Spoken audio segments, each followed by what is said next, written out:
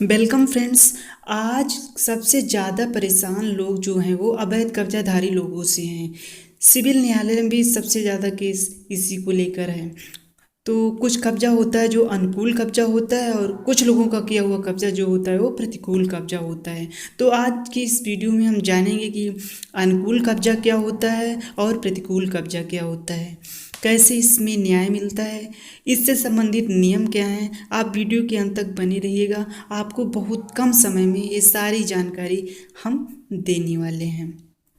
तो आइए देखते हैं। मान लीजिए ज़मीन का असली मालिक कोई है और वो आर्थिक और शारीरिक रूप से कमज़ोर है। वो इतना सक्षम नहीं है कि लड़ाई झगड़ा कर सके। उसकी कहीं पे ज़मीन है, कोई दबंग टाइप का कोई व्यक्ति है जो कि बलपूर्वक उसकी ज़मीन पर कब्जा किए हुए हैं। तो इसे क्या कहा जाता है? प्रतिकूल कब्जा कहा जाता है। और पूर्णतः ये अवैध होता है, यानी ज़बरदस्ती जितने भी कब्जा किए जाते हैं वो प्रतिकूल कब्जा होते हैं और ये पूर्णतः अवैध हैं भी। और वैसे भी ये अवैध ही है क्योंकि ज़बरदस्ती है यहाँ पे।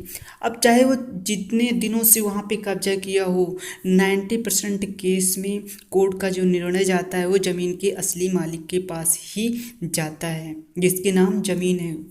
असली मालिक का मतलब कि जिसके नाम ज़मीन है उसी के पक्ष में निर्णय होता है। दूसरा होता है, क्या कहते हैं, अनुकूल कब्जा। मान लीजिए कोई ज़मीन है और आपने किसी को मकान बनाने के लिए उसे बहुत पहले दे दिया है।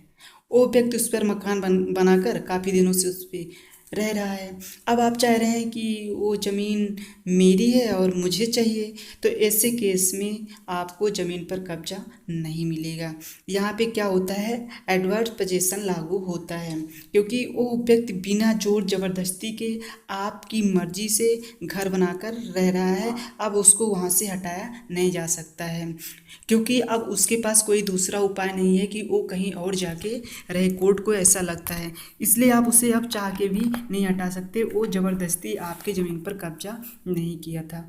लेकिन यहाँ पर एक बात और भी समझने लायक है कि अगर वो व्यक्ति उस पर खेती कर रहा है या इस टाइप का कोई अन्य एक्टिविटी कर रहा है तो बड़ी आसानी से आप उसे ले सकते हैं। केवल घर के मामले में ज़्यादातर ऐसा देखा गया है कि अगर किसी ने घर बना लिया है और आप कुछ नहीं बोल रहे हैं, आपने उसको बनाने के लिए दे दिया है या फिर उसने बिना आपसे पूछे भी बना लिया हो, फिर भी आपने 12 साल तक कुछ नहीं कहा है, उसके बाद आप चाह रहे हैं कि ये ज़मीन मेरी है और मुझे मिल जाए, तो फिर आपको नहीं मिलेगी क्योंकि बने हुए मकान पर ये जो होता है रूल लागू होता है और इसे अनुकूल कब्जा के अंतर्गत माना जाता है।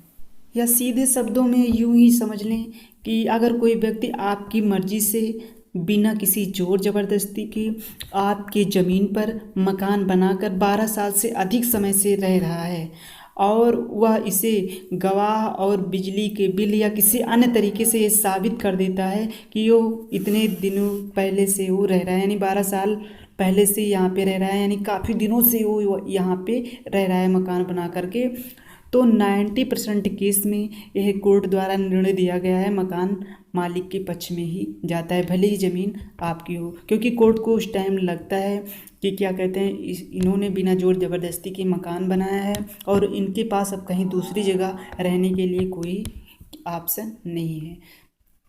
यहाँ पे एडवर्स पोजेशन लागू होता है। तो दोस्तों, आई होप आपको इस वीडियो में जो भी जानकारी दी गई है आपको समझ में आ गई होगी। दोस्तों, इस चैनल पर जो भी जानकारी दी जाती है काफ़ी रिसर्च के बाद ही दी जाती है, इसलिए इस चैनल पर दी गई जानकारी पे आपको विश्वास बनाए रखना पड़ेगा। वहीं आपको यहाँ पे कोई फालतू की चीज़ें भी नहीं बताई जाती हैं, आपको कहीं फालतू परेशान होने की इसलिए कोई ज़रूरत भी नहीं है। अंत में आपसे कहना चाहेंगे, अगर आप हमारे चैनल पे पहली बार आए हों तो प्लीज़ चैनल को सब्सक्राइब करें और वीडियो को शेयर भी करें जिससे कि अन्य लोगों को भी इस बात की जानकारी हो सके। Thank you.